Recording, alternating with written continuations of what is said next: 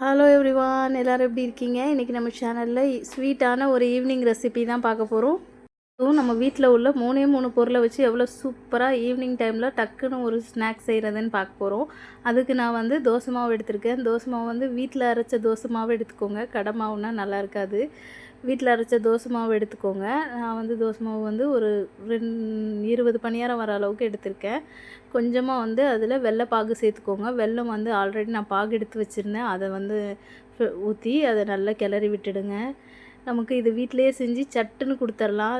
Suppose நமக்கு guest வந்துட்டால் கூட சட்டுன்னு இதை நம்ம செஞ்சிடலாம். நீங்களும் இந்த மாதிரி செஞ்சு பாருங்கள். ரொம்பவும் டேஸ்டியாக இருக்கும். ஆனால் நம்ம வீட்டில் அரைச்ச மாவாக இருந்தால் தான் அது நல்லா வரும்.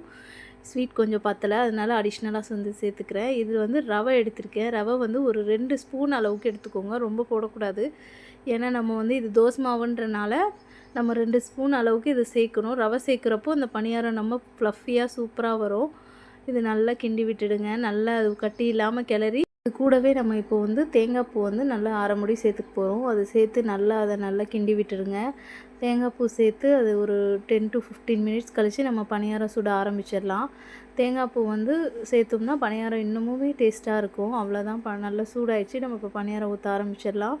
நம்ம நல்ல ஒரு பணியார சட்டியில் எண்ணெய் ஊற்றிட்டு கொஞ்சம் கொஞ்சமாக பேட்டர் எடுத்து ஃபுல் பணியாரமும் நம்ம ஊற்றி எடுத்துடலாம். நம்ம இந்த மாதிரி ஈவினிங் டைம் வீட்டில் இந்த மாதிரி ஈவினிங் டைமில் செஞ்சு பாருங்கள். பணியாரம் வந்து ரொம்பவுமே சூப்பராக இருக்கும். குழந்தைங்களுக்கும் ரொம்ப பிடிக்கும். நம்ம வந்து இது வந்து ரொம்ப எதுவுமே எக்ஸ்ட்ரா போடாமல் நம்ம வீட்டில் உள்ள பொருளை வச்சே செய்கிறனால நமக்கும் செய்கிறதுக்கு ரொம்ப ஈஸியாக சட்டுன்னு செய்கிற மாதிரி இருக்கும். பாருங்கள், நம்மளோட பணியாரம் எவ்வளோ சூப்பராக வந்திருக்குன்னு. டேஸ்ட்டும் நம்ம வேறு லெவலாக இருக்கும்.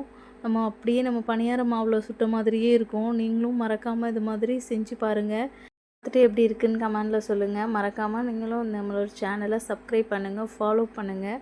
அப்போ தான் நாங்கள் போடுற வீடியோ ஒன்று உங்களுக்கு நோட்டிஃபிகேஷன் வரும். தேங்க்யூ. பாய் பாய்.